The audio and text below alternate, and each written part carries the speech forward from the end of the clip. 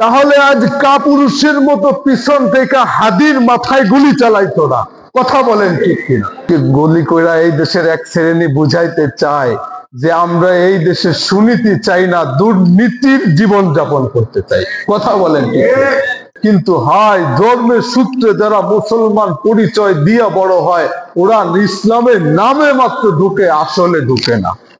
এখন সাহাবার তো যা ধরতে গেছে মোহাম্মদুর রাসূলুল্লাহ, স্বাস্থ্য বিজ্ঞানীও তো ছিলেন, ঠিক না? উনি বলতেছে রাখো, বাধা দিও না। আল্লাযী খলাকাল মাউতা, আল্লাহ বলে তোমার মৃত্যু আমি দিছি, ওয়াল হায়াতা তোমার জীবন আমি দিছি। আবার বলতেছে জাআলা লাকুমুস সামআ, তোর কান বানাইছে কে? আমি বানাইছি। ওয়াল আবসারা, চোখ বানাইছে কে? আমি বানাইছি। ওয়াল আফইদা, হার্ট বানাইছে কে? আমি বানাইছি। আল্লাহ পাক আবার বলে আলাম নাজআলিল আরদা মিহাদা, আল্লাহ পাক বলতেছে যে আলাম নাজআল লাহু আইনাইন, এই দুই চোখ কি আমি তোকে দেই নাই? আলাম নাজআল লাহু আইনাইন ওয়া লিসানা, তোর জিহ্বা কি আমি বানাই নাই? ওয়া শাফাতাইন, তোর দুই ঠোঁট কি আমি বানাই নাই? আল্লাহ বলে তোর চোখ, কান, মুখ সব আমি বানাইছি। আল্লাহ বলে তোরে 7 স্তরে আমি মালিক, আমার সৃষ্টি নৈপুণ্যে এই দুনিয়ায় পাঠাইছি। ইসলাম এমন খেল তামাশার ধর্ম না। ইসলামে ঢুকতে হলে পরিপূর্ণ ঢুকো, নাই তো ঢুকোই না। অর্ধেক মানলা অর্ধেক মানলা না, এই জন্য ইসলাম দেই নাই। অথচ আজ আমাদের জীবন নিয়ে যদি আমরা পরখ করি, তাহলে দেখবো যে আমরা ইসলামে অর্ধেক ঢুকা তো দূরের কথা, 100%-এর 10 ভাগও আজ পর্যন্ত ইসলামে ঢুকতে পারি নাই।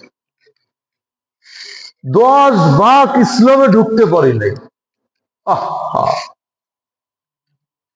অথচ এটা যে এমন এক পরশ পাথর দিছিলেন, বাগের বন্ধু আপনারা তো চোখ যেখানে রাখার সেখানে রাখেন না। দুঃখ এটাই। জাপানের এক নাস্তিক প্রফেসর বলতেছে যে এক মুসলমানের হাতের একটা শসা আমারে ইসলাম গ্রহণ করতে বাধ্য করছে। এক শসা, যেখানে চোখ রাখার সেখানে মুসলমান রাখে না, আফসোস।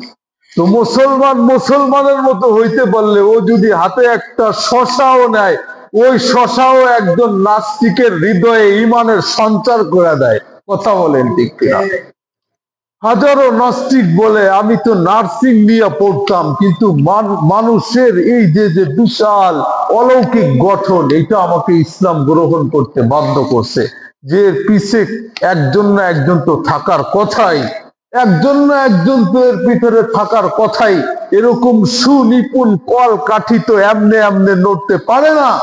যে কোনো ভাবেই এর পিছনে এমন একজন থাকা উচিত যে এটাকে সুনিপুণ করে নাড়াইতেছে।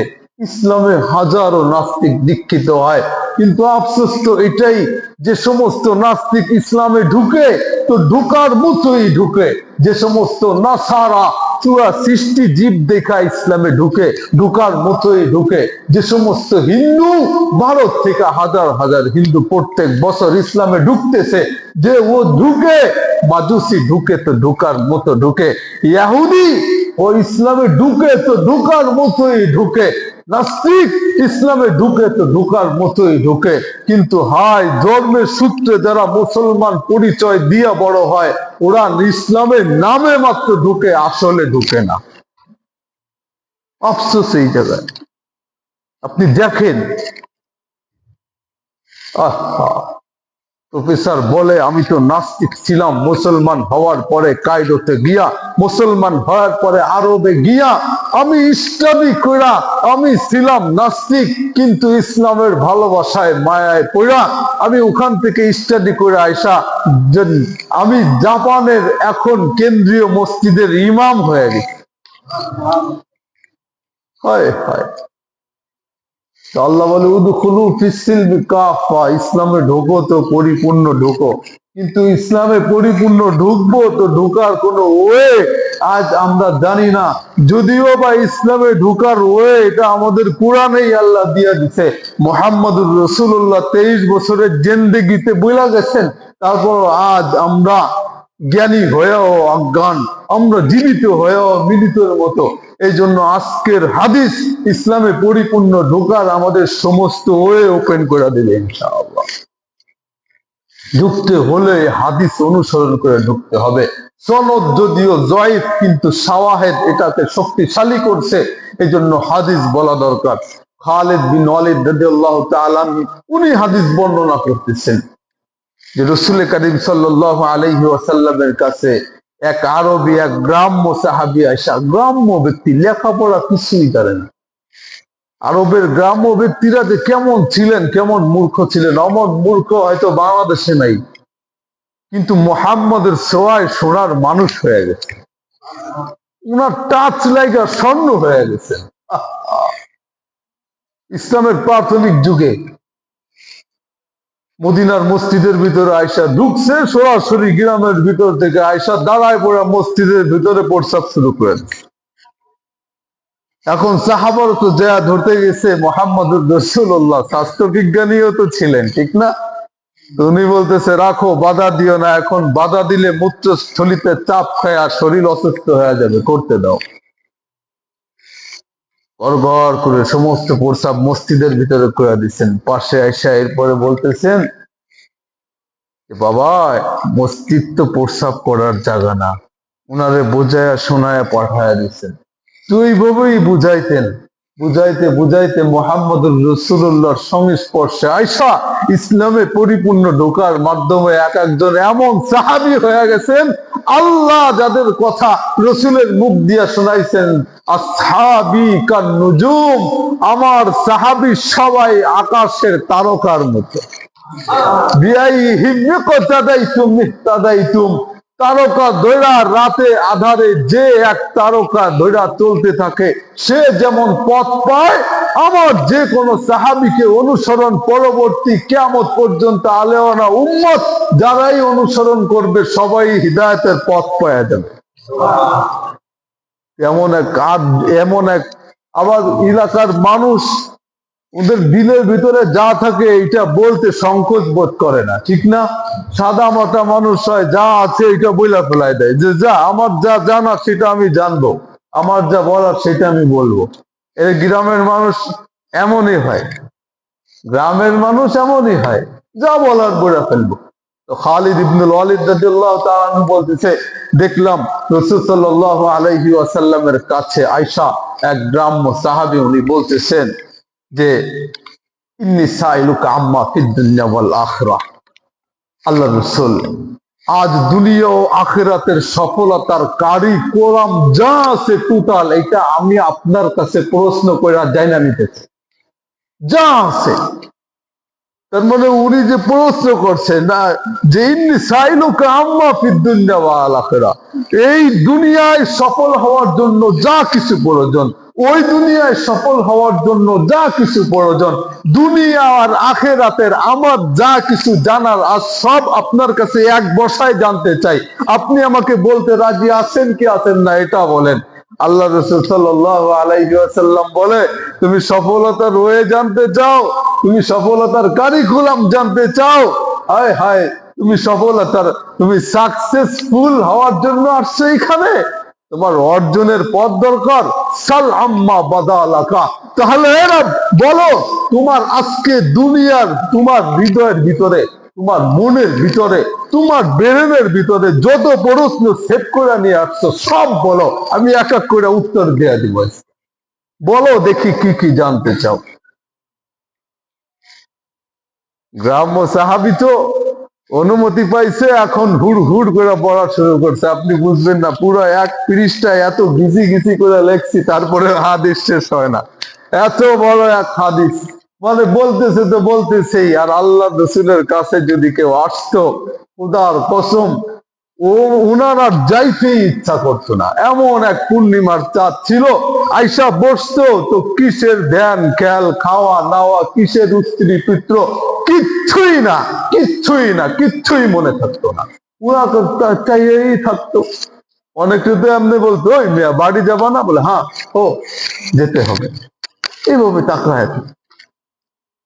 তো আয়েশা বলতেছে, আল নবী আল্লাহ মুহাম্মদ রাসূলুল্লাহ সাল্লাল্লাহু আলাইহি ওয়াসাল্লাম বলতেছে, সাল আম্মা বাদালাকা, বলো আজকে যা ইচ্ছা তাই প্রশ্ন করো, তোমার প্রশ্নের উত্তর আজকে সবকিছুই দেওয়া হবে, কোনো সমস্যা নাই। তো উনি বলতেছেন ক্বালা ইয়া নবী আল্লাহ উহিব্বু আন আকুনা আ'লামান নাস।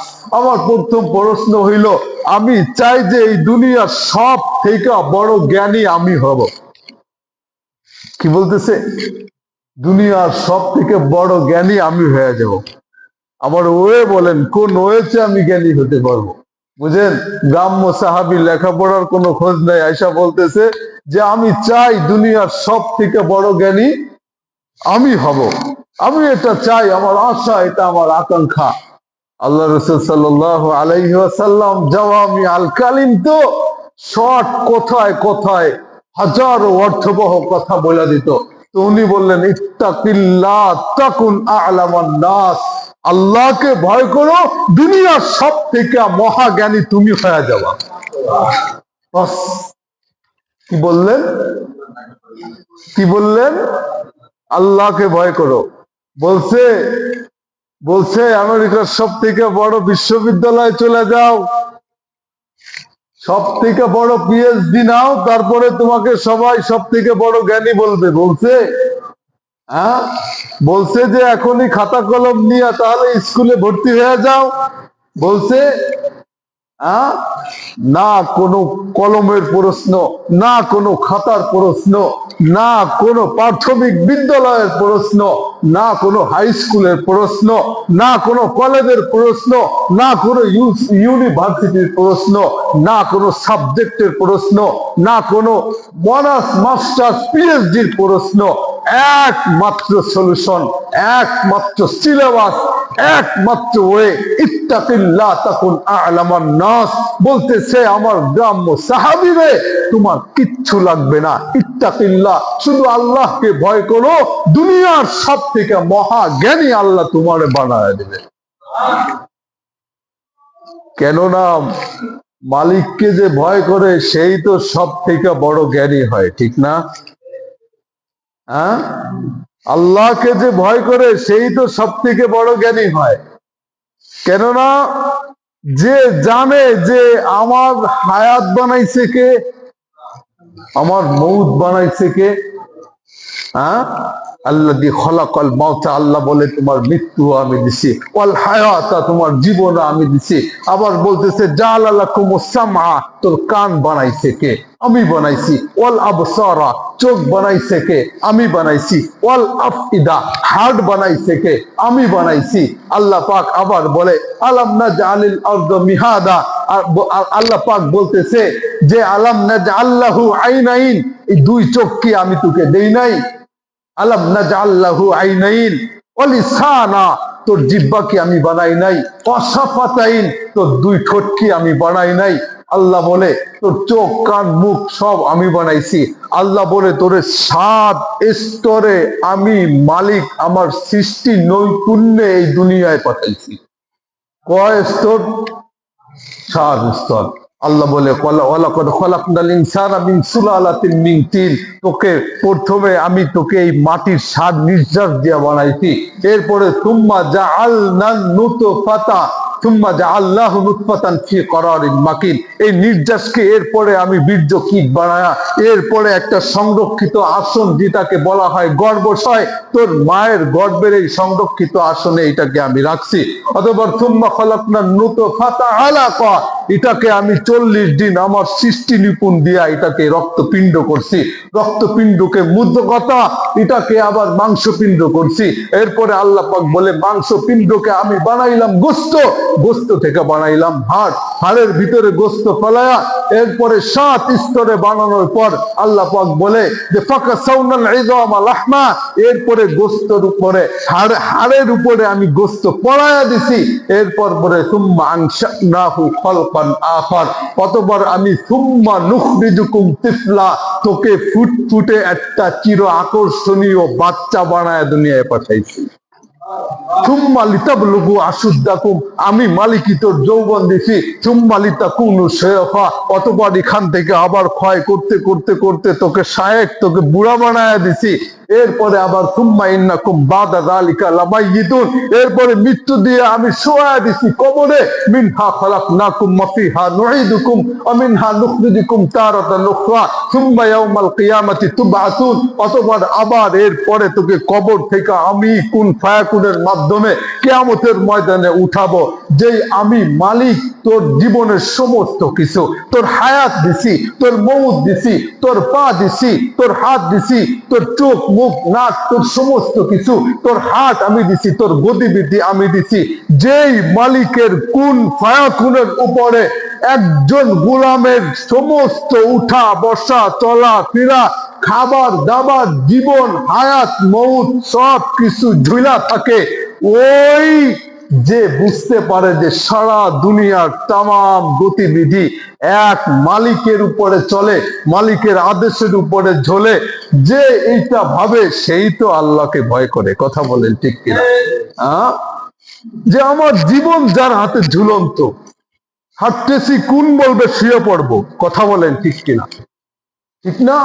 তামাশা করতেছি উনি বলবে কোন স্টপ। সব রং তামাশা সাদা কালো পরিণত হয়ে যাবে। কেননা এই দুনিয়ায় যত রং আর তামাশা আমি দেখি, আপনি তো রংধনুর 7 রং দেখা দেখা আপনার চোখকে রঙিন বানাইছেন, অথচ আল্লাহ বলে যে পিওর যে কালার এই দুনিয়ার, আসল যে কালার এই দুনিয়ার, সেটা হলো সাদা কালো। সেটা হলো কি? ব্ল্যাক অ্যান্ড হোয়াইট কালার, এই দুইটা কালারে। আর যে 5 কালার, এটা হলো ফেক কালার।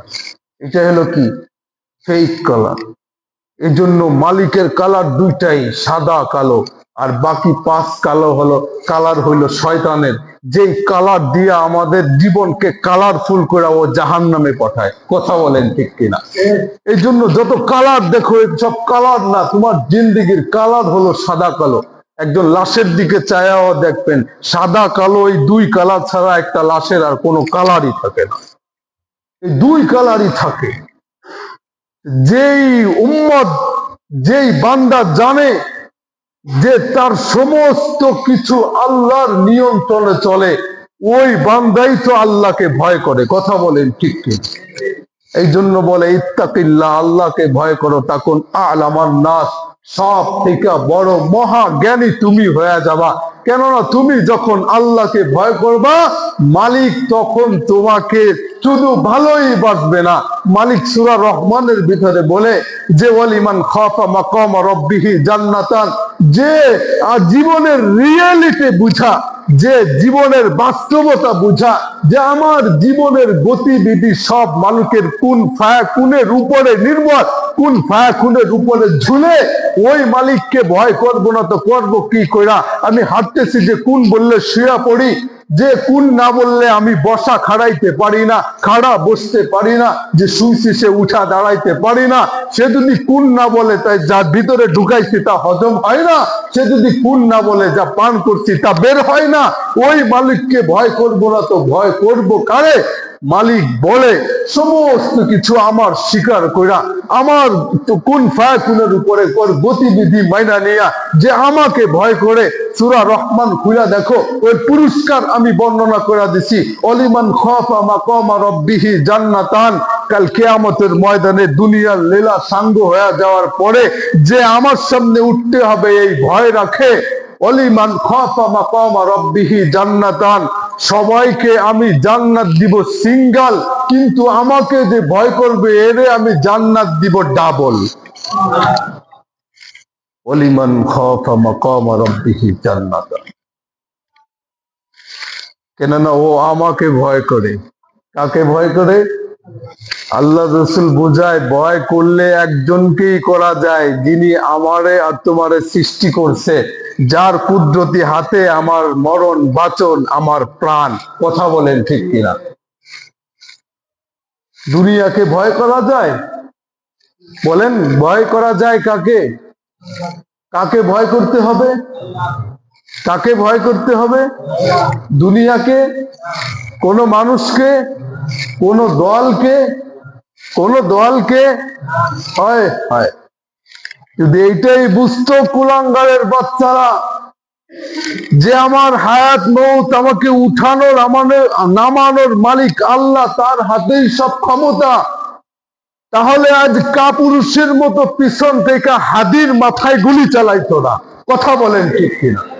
ওরা যদি মানতো যে আমাকে উঠানোর নামানোর মালিক তো আল্লাহ, হায়াত মৌতের ফয়সালা তো আসমানে হয়, জমিনে হয় না, এটা যদি বুঝতো তাইলে হাদির মাথায় কোনো কাপুরুষ কুলাঙ্গারের বাচ্চা গুলি করতো না।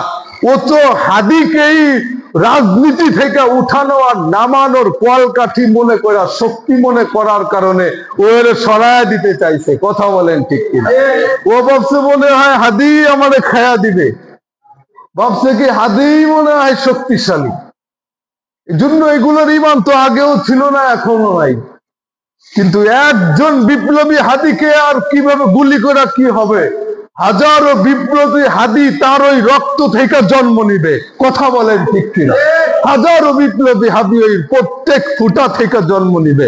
ওইটাও বুঝতে পারে নাই যে হাদির একমাত্র লক্ষ্য ছিল মালিক পর্যন্ত পৌঁছানো, এই দুনিয়াটাকে একটা সুন্দর এবং ন্যায়নিষ্ঠ ন্যায় নীতির পরাকাষ্ঠের উপরে দাঁড় করানো। যেই হাদির লক্ষ্যই ছিল দুনিয়ার মানুষকে শান্তি দেওয়া, দুনিয়া থেকে স্বজন প্রীতি, টেরোরিজম, ফ্যাসিবাদ দূর করে দেওয়া। তারে সরায়া দিয়া ওরা বুঝাইতে চাইছে যে ওদের ভয়, ওদের ইমান আল্লাহর উপরে না, হাদির মতো এমন বিপ্লবীদের ভয়ে ওরা কাঁপে। কথা বলেন ঠিক কিনা? ওরা এটাই বুঝাইছে গুলি করা, যে আসলে আমাদের ইমান যে বানাইছে মানুষ তার উপরে না, মানুষের উপর। ও তো আগে থেকেই কাঁপতো বেঈমানের দল। কিন্তু ওরা জানে না যে এক বিপ্লবীর রক্তপাত করা, তার মানে এক বিপ্লবীর রক্তপাত করা মানে এক বিপ্লবীকে সরায়া দেওয়া না, বরং তার প্রত্যেক ফুটাকে এক এক বিপ্লবী জন্মের বীজ বপন করা। ওরা জানে না এটা। আর যদি মালিকের উপরে ভয় থাকে তাহলে দেশে হানাহানি মানাহানি, মুসলমান হয়ে আবার মুসলমানের উপরে হাত তোলা, মুসলমান হয়ে মুসলমানকে গালি দেওয়া, মুসলমান হয়ে মুসলমানকে গুলি করা, মুসলমান হয়ে মুসলমানের সাথে হানাহানি, দলাদলি, মারামারি যদি আল্লাহর ভয় থাকে কঠিন কালেও সম্ভব না। এই দেশের মুসলমান ইসলামে ঢুকবে তো ঢুকবে কি? ইসলামে ঢুকার প্রথম যে কারিকুলাম সিলেবাস ওয়ে আল্লাহকে ভয় করা, এটাই তো মুসলমানের যুদ্ধে নাই।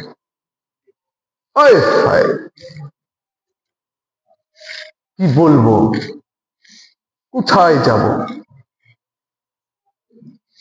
হাদিকে গলি কইরা এই দেশের এক শ্রেণী বুঝাইতে চায় যে আমরা এই দেশে সুনীতি চাই না, দুর্নীতির জীবন যাপন করতে চাই। কথা বলেন ঠিক? আমরা এই দেশ থেকে স্বজন প্রীতি খেদাইতে চাই না, স্বজন প্রীতি কইরা বাঁচতে চাই। এটা বুঝায় যে এই দেশের মতের বোতল আগে যেমন ছিল তেমনই থাকবে, এই দেশের নর্তকীরা যেমনই আগে নাচত তেমনই নাইচা এই দুনিয়ার মঞ্চকে কলুষিত করবে। এই দেশের গাজার মহড়া হবে, পেন্সিডেলের মহড়া হবে, ইয়াবার মহড়া হবে। এই দেশে খুন খারাপি চলবে, এই দেশে দুর্নীতি ফ্যাসিবাদ চলবে, টেরোরিজম চলবে। আমরা এই দেশটাকে জাহান্নামের মঞ্চ বানাইতে চাই। হাদির মাথায় গুলি করা এক শ্রেণীর কুলাঙ্গার এটাই প্রমাণ করতে চায়। কিন্তু ওরা জানে না মালিক তো কোরআন শরীফে এর সমাধান ছেড়ে দিচ্ছে, যা আল হক ওয়া যাহাকাল বাতিল। এই দুনিয়ার বুকে ইসলাম যখনই আসবে বাতিল তখন ভ্যা ভ্যা কইরা খাটাসের মতো দৌড়াবে। কথা বলেন ঠিক কিনা? যা আল হক ওয়া যাহাকাল বাতিল, যখনই ইসলাম আগমন করবে তখন কুত্তার মতো বাতিল পাঠাবে। এই দেশে বিপদের দিনে অনাচারের জামানা আমরা পার করে আসছি, অত্যাচারের জামানা পার করে আসছি, হানাহানির জামানা পার করে আসছি, মারামারি কাটাকাটির জামানা পার করে আসছি, দুর্নীতির জামানা পার করে আসছি। আমরা এমন এক সময় ছিল স্বজন প্রীতির সময়কে আমরা পার করে আসছি। এমন এক সময় ছিল যে যেখানে ভালো কাজের তু শব্দ করলে জরিমানা হইতো আর খারাপ কাজের জয়গান দিলে পুরস্কার করা হইতো। কথা বলেন ঠিক কিনা? কিন্তু সামনে এমন এক সময় আসবে যেই সময় এই দেশের মাটিতে শুধুই ইসলাম থাকবে, ইসলামের কথা থাকবে, ইসলামের পতাকা থাকবে। ইসলাম ছাড়া কোনো অনিসলামিক শব্দ এই দুনিয়ায় হবে না, হবে না, হবে না, এই ল্যান্ডে হতে দেওয়া হবে না। কথা বলেন ঠিক কিনা? ওই সময় সামনে আসতেছে এক হাদি আমাকে পথ দেখায় গেছে। এর আগে আবরার পথ দেখাইছে, এরপরে সাইদ পথ দেখালো, এরপরে হাদি দেখালো। এই পথেই আমরা চলবো যতদিন এই বাংলাদেশ থাকবে। কথা বলেন ঠিক কিনা? কয়জনকে ঠেকাবা? কেননা হাদিদেরকে পাঠাই তো মালিক। ঠিক কিনা জোরে বলে? নমরুদ তো যেই মশার বাহিনী পাঠাইছে মালিক, এর একটা মশাকেই সামলাতে পারে নাই। আর এখানে তো মালিক বিপ্লবী চেতনা নিয়ে হকের উপরে দণ্ডায়মান হাদিকে প্রেরণ করে, হাদিদের দলকে প্রেরণ করে। তুমি কয়টা হাদিকে গুলি করবা? একটা হাদিকে গুলি করা তার মানে 1000 হাদির চাকে ঢিল মারা। কথা বলেন ঠিক কিনা? এটা বুঝতে হবে। মোহাম্মদ রাসূলুল্লাহ বলে, আমার গ্রাম্য সাহাবী আয়েশা, তোমার জিন্দেগির সফলতার কারিকুলাম চাও? তাহলে শুনে নাও, প্রথম কারিকুলাম হলো ইত্তাকিল্লাহ, আল্লাহকে ভয় করো। তুমি জানতে চাইছো কি করে পৃথিবীর সব থেকে মহাজ্ঞানী হওয়া যায়? তাহলে শুনে রাখো, আল্লাহকে ভয় করার মাধ্যমে দুনিয়ার সব থেকে মহাজ্ঞানী হওয়া যায়। কথা বলেন ঠিক কিনা? আবার উদাহরণ তো দেখা দিচ্ছে আমাদের পূর্বপুরুষ সাহাবা আজমাইন। আবু বকর আল্লাহকে ভয় করা দুনিয়া থেকে বিদায় নিছে, ওমর আল্লাহকে ভয় করা দুনিয়া থেকে বিদায় নিছে, উসমান আল্লাহকে ভয় করা দুনিয়া থেকে বিদায় নিছে, আলী রাদিয়াল্লাহু তাআলা আনহু আল্লাহকে ভয় করা তাকওয়া রাখা দুনিয়া থেকে বিদায় নিছে, খালিদ ইবনুল ওয়ালিদ বিদায় নিছে, হাসান হোসেন দুনিয়া থেকে আল্লাহকে ভয় করা দুনিয়া থেকে বিদায় নিছে। মালিক আল্লাহর ভয়ের পুরস্কার স্বরূপ এই দুনিয়ায় তারা থাকতে 7 আসমানের উপরে জান্নাত তাদেরকে সালাম জানাইছে। এটা হলো আল্লাহর ভয়ের পুরস্কার। আর ফিরাউন, নমরুদ, হামান, আবু জাহেল, উতবা, সাইবা, এই মহা মূর্খর গোষ্ঠী এই দুনিয়ায় আল্লাহকে ভয় না করা যেমন দুনিয়ার সব থেকে বড় গাধা হইছে, আল্লাহকে ভয় না করার কারণে 7 আসমানের উপরের জাহান্নাম দুনিয়ায় থাকতেই ওদেরকে জ্বালায় পুড়ায় ভস্ম করে দিচ্ছে। এই জন্য তোমারে যে বানাইছে, তোমার প্রত্যেকটা কাজের গতিবিধি সব কিছু হিসাবের জন্য যার অপেক্ষা করতেছে, তাকে ভয় করাই তো সব থেকে বুদ্ধিমানের কাজ। কথা বলেন ঠিক কিনা? তো এই বুদ্ধিমতী যার মধ্যে আছে, সেই তো সর্বজ্ঞানী হওয়ার যোগ্যতা রাখে। কথা বলেন ঠিক কিনা? এজন্য সংক্ষেপে সারা দিছে মুহাম্মদুর রাসূলুল্লাহ সাল্লাল্লাহু আলাইহি ওয়াসাল্লাম বলেন, ইত্তাকিল্লাহ, যদি সব থেকে জ্ঞানী হইতে চাও আল্লাহকে ভয় করো, তাকুন আলামান নাস, আল্লাহ তোমারে এই দুনিয়ার সব থেকে মহা জ্ঞানীর সার্টিফিকেট দিয়ে দিবে।